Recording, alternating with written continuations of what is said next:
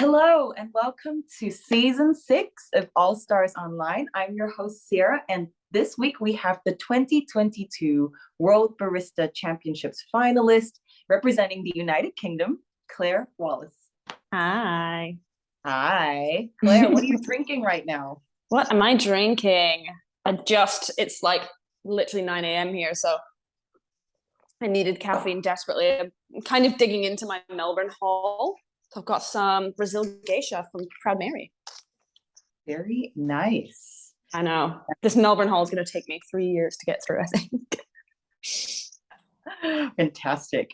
Now, before we get started properly, I just want to give a quick shout out to our sponsors.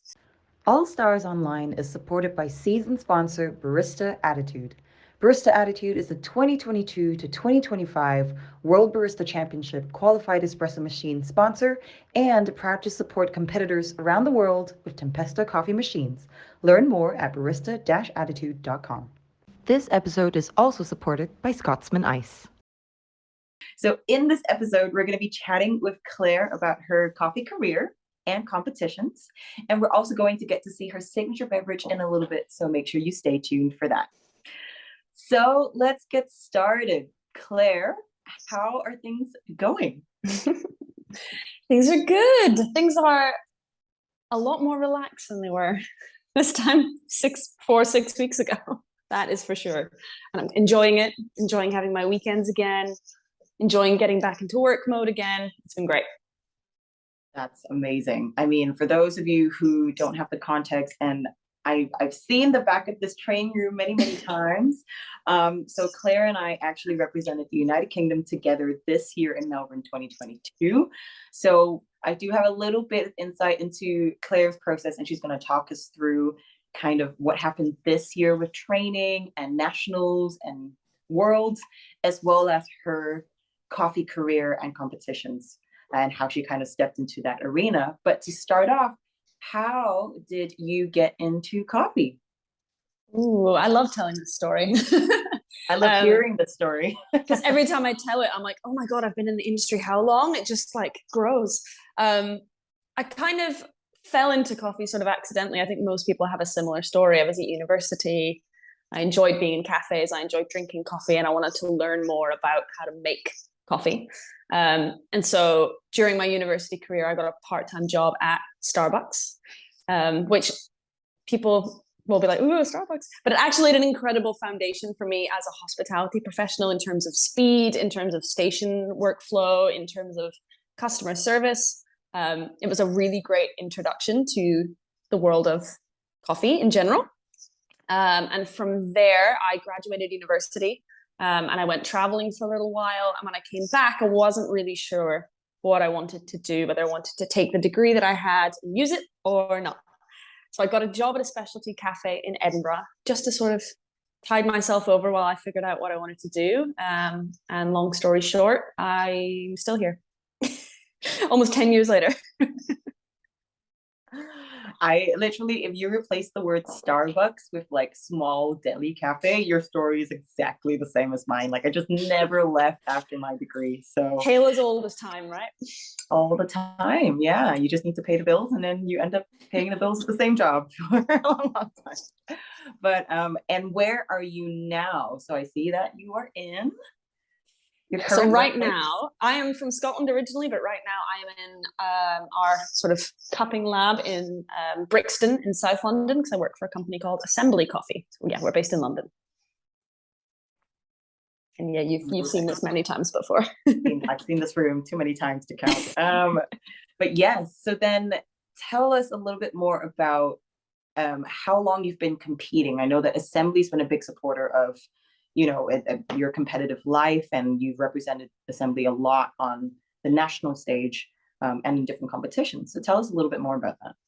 Yeah, I mean, my first SCA competition, my first ever competition wasn't an SCA sanctioned one. It was sort of gentle entry into the competition world. And my first SCA one was in 2016. So quite a while ago now that I think about it.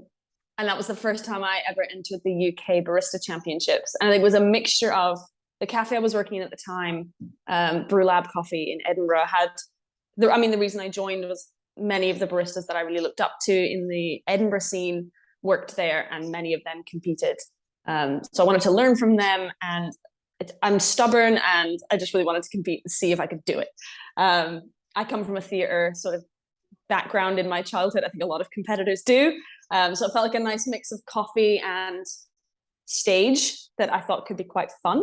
But I had sort of zero expectations going into it. I had a lot of support from the baristas there. It was a really lovely experience. And I ended up coming third that year on my first ever go, which shocked, I think, everybody, including me. Didn't expect that. But it sort of lit this fire of competitiveness in coffee, where I realized the learning curve and the jump I'd made from point A to point B at the start and the end of the competition. How much I'd learned about coffee and how much I'd learned about the industry and the connections that I've made. And it just sort of spurred me on from there. And I've just kept going, really, not really stopped. No, absolutely. Tell us also a little bit about this year then, and kind of how that journey went, because you've been competing, like you said, since 2016, and you've represented Assembly a few times now, like since moving from Scotland down to London, but then making it to the nationals several times, like to the finals even. So tell us a bit more about what that was like. Yeah, I represented Assembly. I think with the COVID pandemic, obviously there was a bit of time where I couldn't do it, but I've represented them twice in the National Barista Championship now, and in a few times in other competitions too. But yeah, every time I go in to compete, what I've learned over the years is I need to sort of not look at what everyone else is doing and focus on each competition as my own personal journey and my own personal, like, what can I take away from this? And so I go into every competition round being like, what do I want to learn more about, or what I want to share with people, and how can I make myself better this time around? And so every time I enter, that's sort of my focus is where can I improve myself? So even if I didn't win, even if I came second or third, or fourth or fifth or seventh, I gained so much every single year, just from the sort of process of practicing and of writing the script and researching the script, has made me a much better coffee professional. But this year with 2022, it felt like, I don't know, it just felt like a really special experience. I learned a lot. It was a topic I was passionate about.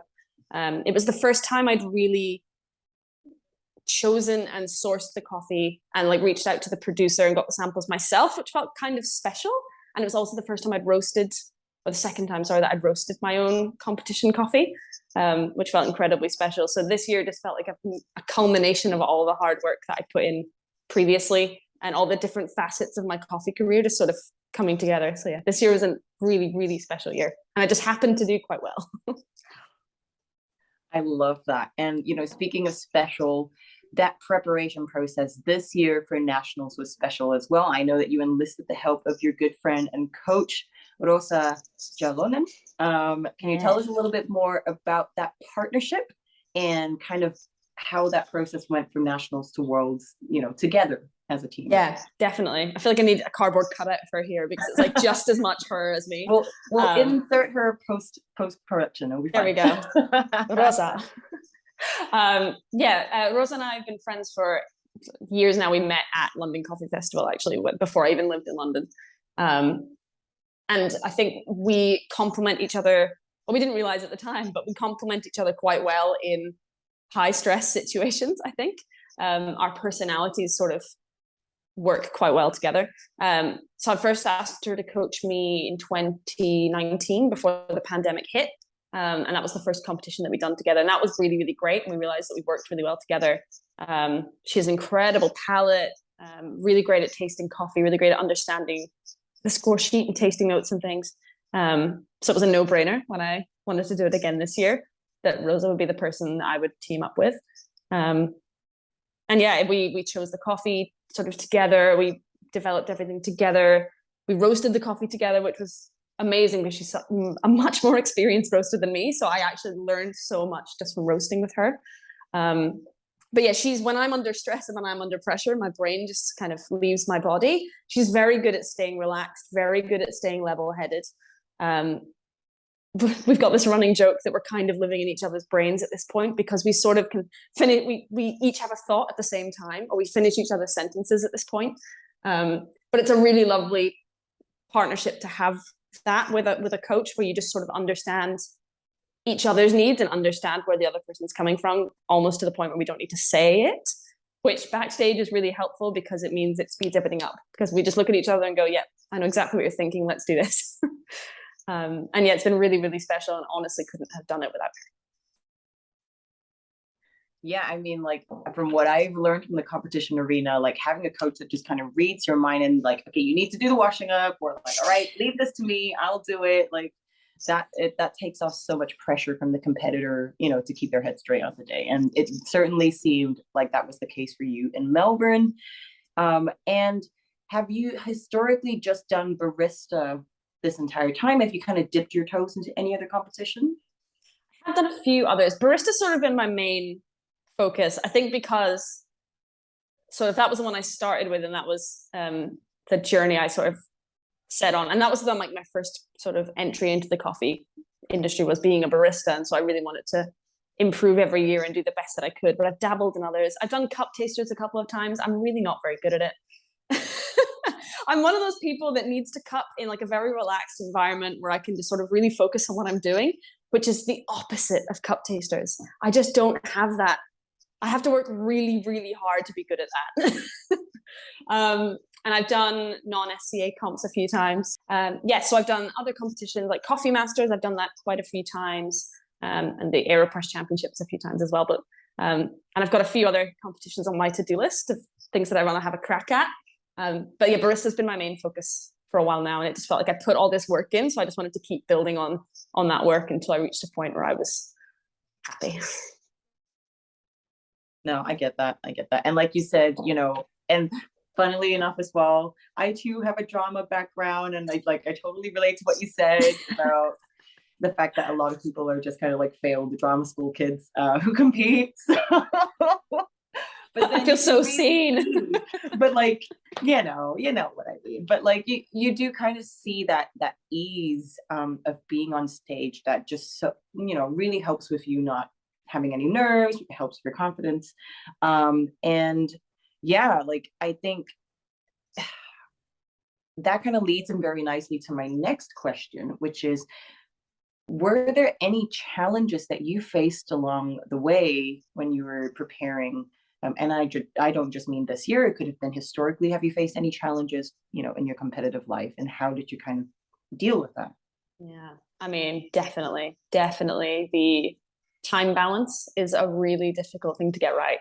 It's really difficult because it's such a, I mean, if you've got a coach who can sort of really keep you on track, which Rosa definitely did for me a few times in the run up to Worlds, because I was definitely feeling the burnout by that point, because our nationals led almost immediately into a 3-month slot to train for Worlds. And so there was no real downtime or break. It wasn't like the competition happened and then there was 6 months or 9 months. It was sort of continuous. And so definitely on the run up to Worlds, I felt burnout, and Rosa really helped to keep me on track. And you're coming in today, we need to even just do an hour or two of time. But it can also be a very self-driven and self-motivated competition to do, where you have to set your schedule and you have to stick to it. And it's very easy to just spend the entire time you're not doing your job doing the competition job, and not building any time in for self-care or for just taking your mind off it. So I've really, really struggled with that in past competitions, and seemingly lost all the skills I had leading up to Worlds, I think, so I stressed out so much. But certainly on a national level, I'd gotten a lot better by the time it came around to this year, at sort of going, this is the hours I'm going to be working on this is my working hours, and this is my chill hours, and trying to keep those very separate so that I didn't burn out. So yeah, Worlds was a lot harder because I was more scared. But yeah, definitely trying to divide up that time and keep some sort of semblance of your hobbies or things that make you happy is really, really important, so that you can bring your best self on stage. No, for sure. And also, for those of you who haven't seen this is actually linking very nicely to the next question. Claire, in her, I think, finals interview where you do that bit with the judges and you serve people your espresso, you guys had an excellent conversation with Dale Harris about encouraging people to compete, particularly women. So for those of you who want to check out the link, make sure you Google Claire's routine on YouTube and have a little look. But yeah, can you tell us a little bit about why you would encourage someone to compete? And that whole conversation was just so excellent to listen in on. Yeah, tell us a bit more about that. Yeah, that conversation, that serving espresso to those, that was honestly one of my favorite parts of the whole of Australia. That like 10-minute little chunk of Mauricio, Matt, Dale, and Rosa, and me, obviously. That was like, if I come sixth, if I come first, it doesn't matter, because that was it. But yeah, that comes from sort of a background of the UK competition scene, certainly barista, especially over the last, I mean, I can say 18 years probably, has been very dominated by one gender, and sort of one particular, yeah, it's not been the most diverse and not been the best representation of the UK coffee industry. And I tend to stick to gender as the first topic, but obviously race and many other issues are at play there that need to be addressed and dove into further. But certainly gender has been a very obvious one. And I think there's been a strange sort of, and I felt it as well as someone who's competed year after year after year as a woman, you almost feel like there's this glass ceiling, no matter how hard you try, you're like, is it actually possible for me to get to where I want to go in this competition? Is there some sort of mystical force working against me for reasons I don't understand? And that can feel quite discouraging if you're not seeing someone who you maybe relate to in the coffee industry doing things that you would like to do, like winning a competition. And so it can be quite hard to feel encouraged to compete. And that's what kind of drove me to keep going year after year. It's like, someone needs to break that glass ceiling so that then we can all keep moving forward in progress and representing more of the UK coffee industry on that top 6 pedestal. And yeah, that's sort of what I want to continue now that finally we've sort of broken that ceiling a bit, is to bring all the knowledge back from having attended a Worlds and having done all these nationals, and use it to encourage more people to compete, more women to compete, certainly, and so we can get a more diverse look at the UK specialty coffee industry on that top level, because I think so many people have so much to bring and so much to say, but are maybe discouraged or scared or don't have the tools available to say it or do it. So I really want to try and sort of be that, leave that as like the legacy of trying to get more diversity up on that stage. I don't know if that was the question you asked, but that's that's what I said.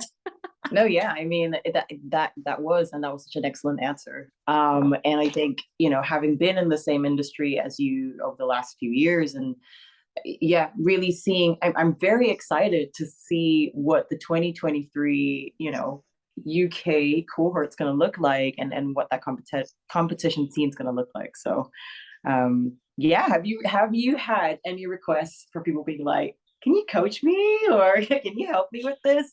Not yet. I'm sure when heats and stuff are announced, people will reach out, and I hope they do. Actually, I hope people reach out. If first-time competitors, especially, I know how daunting it can be to sort of build that first foundational layer. If you've competed before, you kind of know how it works, and you kind of get a feel. And but that first year can feel like an insurmountable mountain of, there's so much to do, there's so much kit I need to buy, there's so much this, so much that.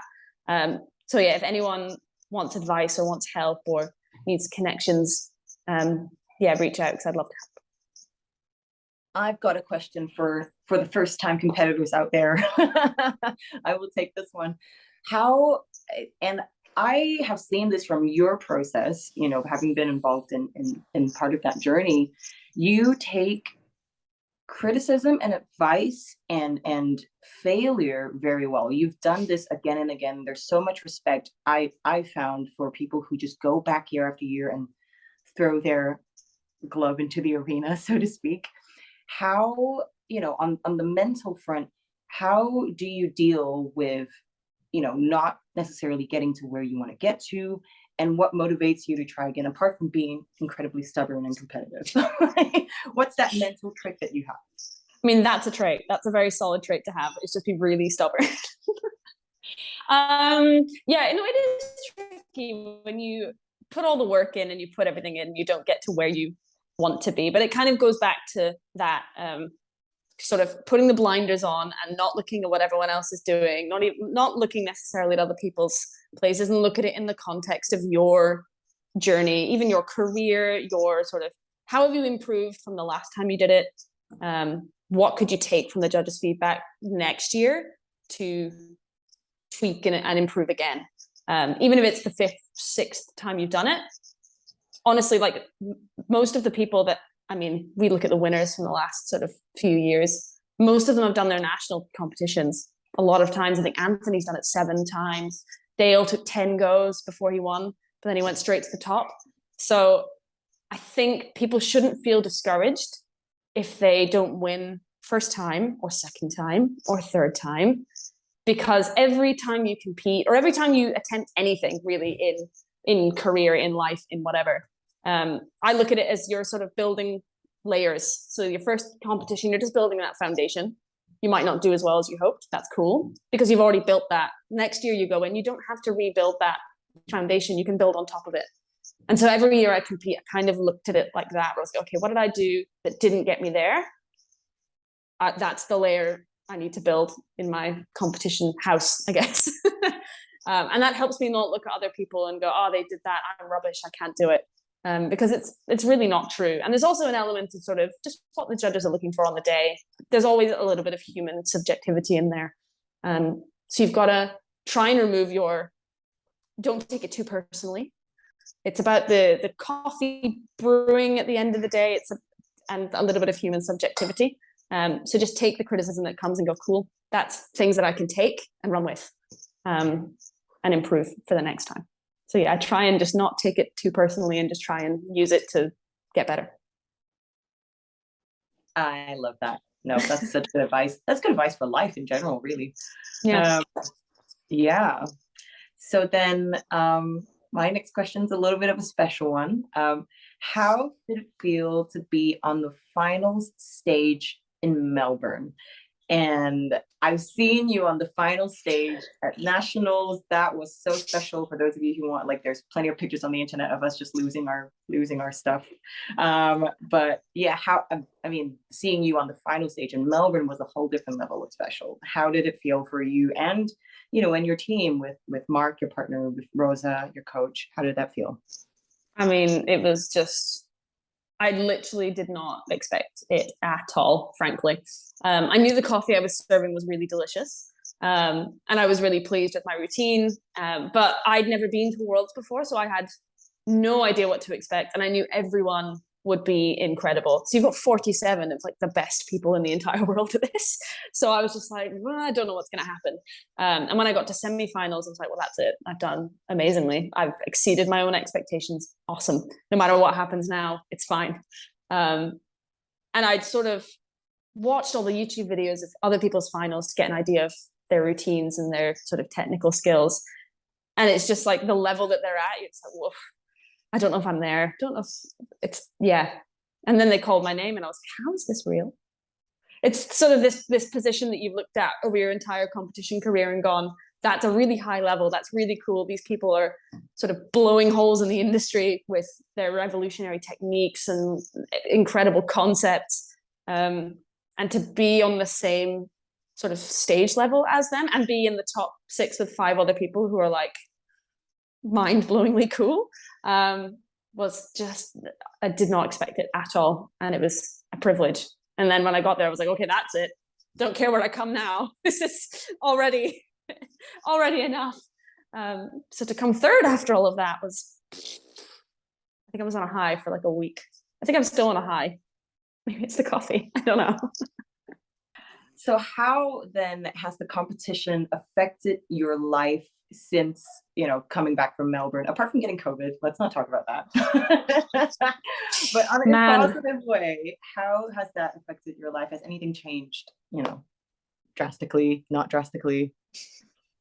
I mean, the first day I came back to work, I was on my hands and knees scraping the inside of a roastery chaff bucket. So some things will never change.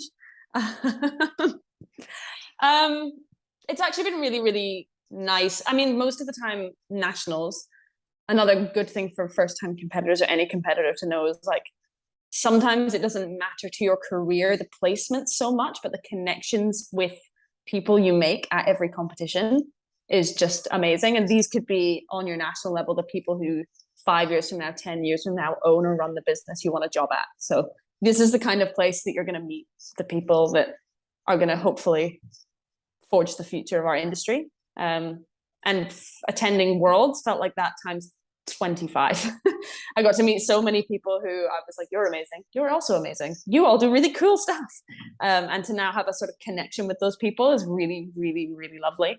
And in terms of coming home, I mean, we've got some events just in the works in terms of I get to travel around a little bit. We're going to visit some cafes and cities in England and brew what we've got left of our competition coffee. It's going to be really, really nice. We're going to take it outside of London for once, which as someone who's not from London in the UK coffee scene is a very important thing for me, because sometimes Scotland can get a little bit left out of the hubbub of central London. So yeah, we're going to take it on tour in the north of England. So that's really the main change. It's just getting to do a little bit more traveling within our country, and then maybe, I don't know, we'll see next year. I think we're still all a bit like planning what can we do with this? Where can we take her? And yeah, maybe I'll get to do a little bit more traveling next year would be lovely. But yeah, my day-to-day job is very similar. No, that's and I love it, so that's fine. No, that's very true. So then, the competition circuit for 2023 is coming up in the United Kingdom. Are you having your eye on anything, or are we gonna take a break this year? Third in the world is a huge achievement. Do we want to go right back into it, or what are we thinking? I mean, yeah, I'm in two minds about it at the minute, because obviously the UK national circuit happens at a very similar time every year, so I kind of know roughly when it'll be. Just from every year it's the same time, and that's very, very soon. And I don't know if I've got, for the UK Barista Championship, I don't know if I've got that fire in me to put in the work that I know I would need to win again, because the UK scene the level is like off camera. We have incredibly strong barista competitors in this country. So if I were to try and win again, I'd have to work incredibly hard to do so. Also, it would run then again straight into a 3-month track towards Worlds, which I think would kill me. So I think maybe barista, I might take a year out. We'll see. I wanted to do coffee and good spirits. That's been a competition that's been on my radar for a really long time, and life has just sort of never aligned. And this year again, it didn't, because we ran the nationals in the UK 2 weeks before Melbourne. And that was just, I couldn't juggle the two at the same time. So I'll have to wait again to do that one. So maybe I'll just take a year and sort of relax and enjoy, and not give up on my weekends to spend it in this very room brewing espresso and just enjoy other people's routines for once.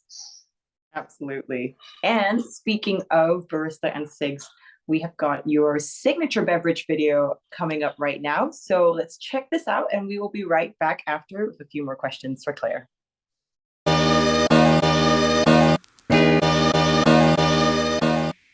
Hi everyone, my name is Claire and I'm the current UK Barista Champion and third place finisher at the World Barista Championship in Melbourne 2022. That's really impressive. Bravo. Wow. And welcome to my house. Today, for my signature drink, I'm going to be combining two of my favourite loves, coffee and cocktails. So we're going to be making a cocktail together inspired by all the flavours of tiki. So, I'm going to start with brewing the coffee.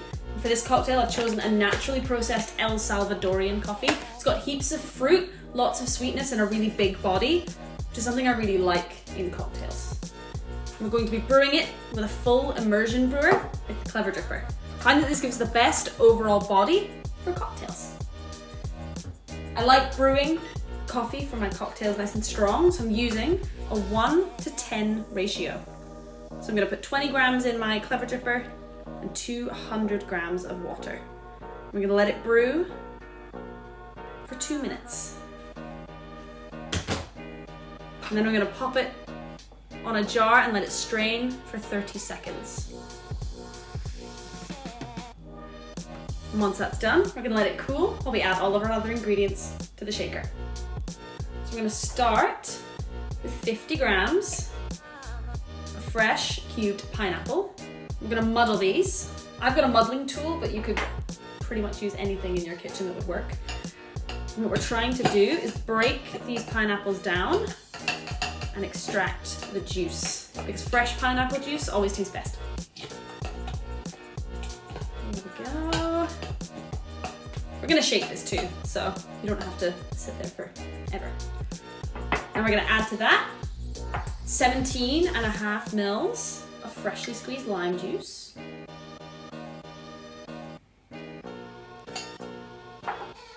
I'm gonna add a dash of Angostura bitters. It's gonna bring out all the spice notes of the rums and the coffee that we're gonna be using. Then we're going to be adding 20 mils of orgeat. So this is an almond syrup. You can buy store-bought ones, or it's really, really easy to make at home. You just take a mix of flaked and ground almonds, some sugar and some water, and boil them and leave them overnight. And then you strain it out.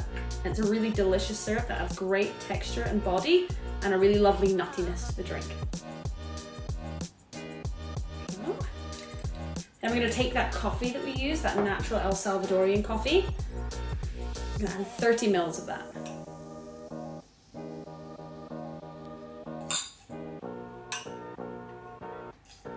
Perfect. Now, as the spirit for the drink, I'm going to be using a mixture of 2 different rums.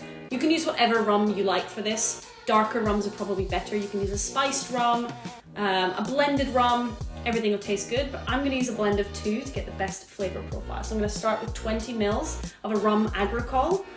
This sort of rum has much more fruitiness, funkiness, sort of a grassy flavor profile. That's gonna elevate all of that funky fruit from that El Salvadorian coffee. And then I'm gonna blend that with a blended 8-year-old rum. So this has just really nice vanilla, spice, demerara sugar notes.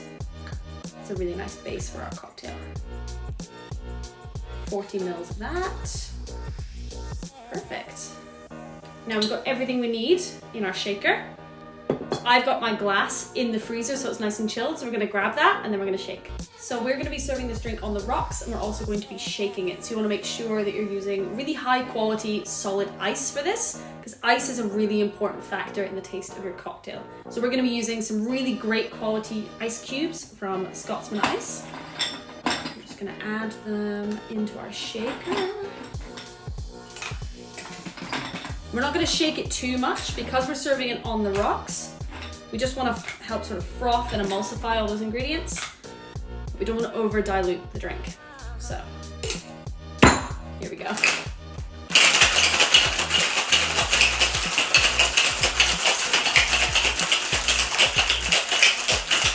Just until it feels chilled on the outside is great. I'm gonna take our glass. I'm serving it in a really chunky rocks glass, but it also works really nicely in a highball. Again, fill it up with as much ice as you can fit.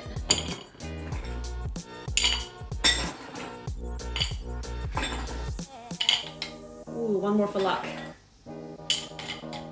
Perfect. And we're gonna unlock our shaker.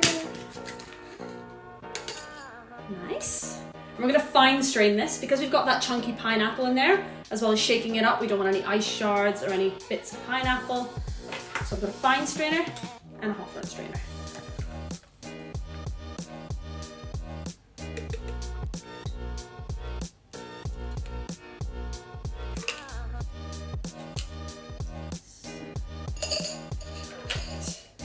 Now for garnishes, traditionally tiki drinks have quite a lot of garnishes on them. So I'm gonna go for pineapple leaf. Also gonna go for a lime wheel and a maraschino cherry. You can garnish this with whatever you want. A wedge of pineapple would be really nice, or even just a lime wedge. There we go. And that is our final drink.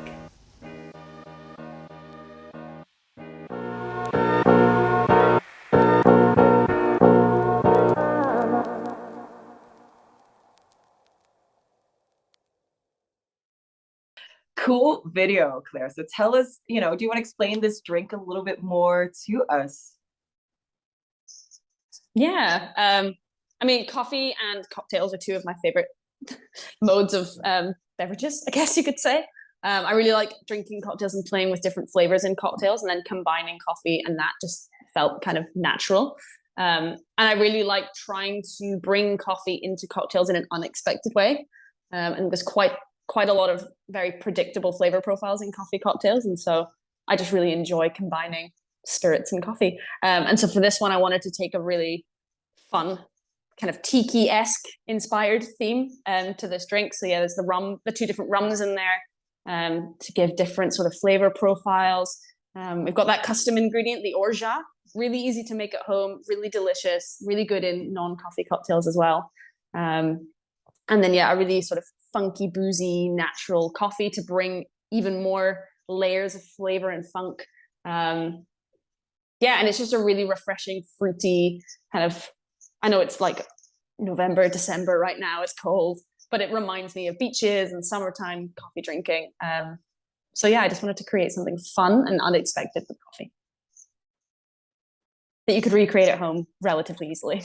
Well, I am going to make sure I fly to the UK and you can make me this drink in person. It would be so nice to see you again.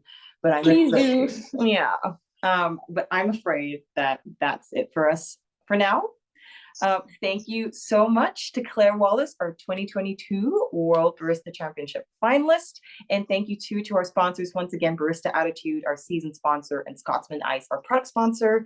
And we're going to be back next week interviewing yet another all-star. So make sure you stay tuned and subscribe to this channel. And so goodbye from me and goodbye from Claire.